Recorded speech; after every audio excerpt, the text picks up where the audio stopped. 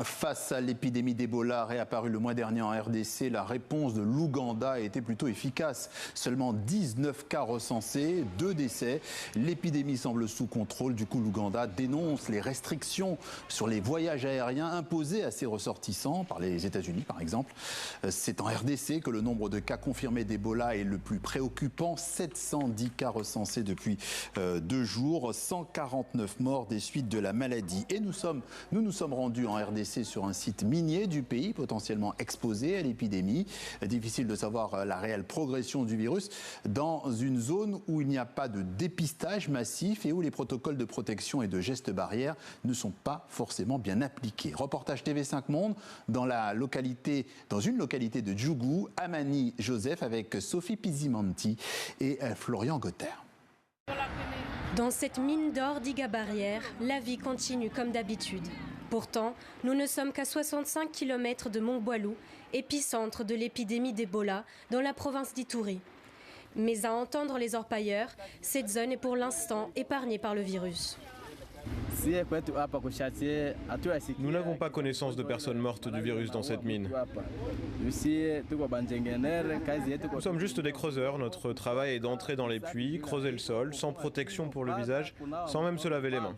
Mais en l'absence de dépistage massif, difficile de connaître vraiment la réalité du virus sur les sites miniers du pays. Des études récentes indiquent que c'est justement ce genre de mine artisanale qui serait à l'origine de la propagation de l'épidémie. L'Ebola se transmet par le contact. La haute concentration de la population dans ces espaces étroits favorise sa transmission. Il est difficile pour nous de respecter les gestes barrières, puisque notre travail ne le permet pas. Nous entrons, nous sortons, nous sommes dans la saleté, nous n'avons pas le temps de nous laver les mains, donc ce sera difficile. Les autorités locales ont fait appel à l'aide des organisations humanitaires pour sensibiliser la population.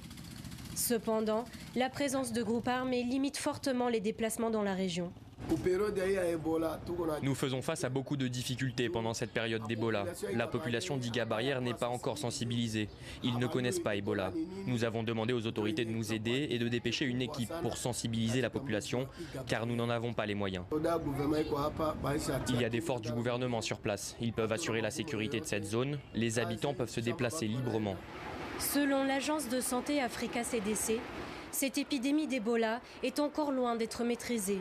Atteindre ces zones isolées du pays reste un défi majeur. Et pour aller plus loin sur le sujet, je vous renvoie à cet excellent article de notre consoeur Séraphine Charpentier à lire sur notre site web.